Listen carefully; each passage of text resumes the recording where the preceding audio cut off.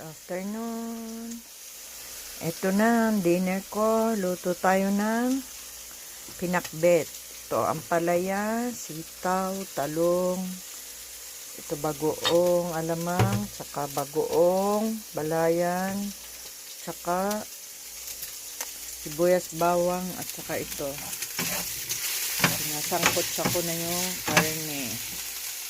Siyempre, inuna kong gisahin ang sitaw at kalabasa kasi matigas siya.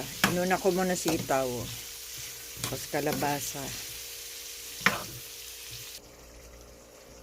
Yan siya, oh. Nilagay ko na ang bagoong alamang. Tapos, last ko ilalagay ang talong. Papalambutin ko muna sila ng konti lang. Kukuluan na ng konti. Kalalagay ko lang ng